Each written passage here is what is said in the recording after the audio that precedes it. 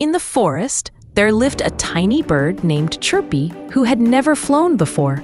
He always sat on the branch. One day, his mommy said, "Come on, Chirpy, it's time to fly." But Chirpy was scared. "What if I fall?" Just then, his friend Mino the squirrel came by.